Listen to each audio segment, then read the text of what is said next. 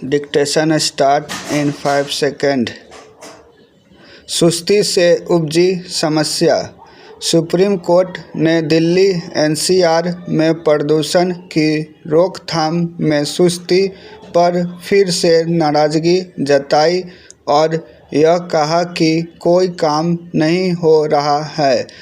उसने अपने पहले के आदेश में कुछ संशोधन किए और पुराने वाहनों को दंडात्मक कार्रवाई से मिली छूट भी समाप्त की। उसकी ओर से दिल्ली और उसके आसपास बढ़ते प्रदूषण पर लगाम लगाने के लिए कुछ और भी निर्देश दिए गए। बावजूद इसमें संदेह है कि वायु प्रदूषण पर कोई प्रभावी नियंत्रण किया जा सकेगा। इसका कारण यह है कि वायु प्रदूषण का स्तर इतना अधिक बढ़ गया है कि अब तत्कालिक उपायों से कोई बात शायद ही बने। वायु प्रदूषण से मुक्ति के लिए दीर्घकालिक उपायों पर लगातार काम करना होगा। बीते कुछ वर्षों से हो यह रहा है कि जब वायु प्रदूषण सिर उठा लेता है तब उससे निपटने के लिए प्रयत्न किए जाते हैं। प्रतिवर्ष सर्दियां शुरू होते ही दिल्ली और उसके आसपास के इलाकों में वायु प्रदूषण का एक कारण इस क्षेत्र की भौगोलिक स्थिति भी है, लेकिन उसका तो कुछ किया नहीं जा सकता। जो किया जा सकता है वह यह कि प्रदूषण के सभी कारणों के निवारण पर एक साथ गंभीरता से ध्यान दिया जाए।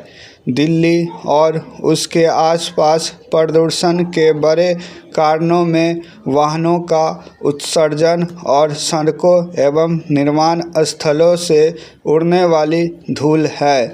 वाहनों के विषाक्त उत्सर्जन का मूल कारण ट्रैफिक जाम के चलते उसका अत्यंत धीमी गति से चलना है। न तो ट्रैफिक जाम का कोई समाधान खोजा जा पा रहा है और न ही सड़कों एवं निर्माण स्थलों से उड़ने वाली धूल का निदान हो पा रहा है।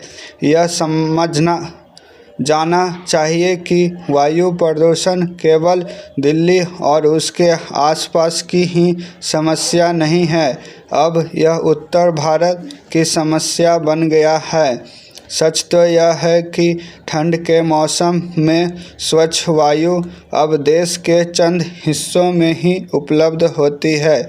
इसकी वजह उन कारणों का निवारण न किया जाना है जो हवा को दूषित करते हैं। अध्ययन यह बताते हैं कि 80% प्रदूषण धूल एवं धुएं से होता है और उसमें उस धुएं की भी हिस्सेदारी है जो लकड़ी, कोयला, उपले आदि जलाने से निकलता है। समस्या यह है कि कोयला, लकड़ी और उपलों को न जलाए जाए, इसके लिए कोई उपाय नहीं किए जा पा रहे हैं। इसी तरह पत्तियों और कूड़े को जलाने का सिलसिला भी खत्म नहीं किया जा पा रहा है। हाल में दिल्ली में तंदूर में कोयला, लकड़ी के उपयोग पर तो पाबंदी लगा दी गई, लेकिन शेष उत्तर भारत में तो इस दिशा में कुछ भी नहीं किया जा रहा है। यही कारण है कि देश के अनेक ग्रामीण इलाकों में भी वायु प्रदूषण की समस्या गंभीर होती जा रही है।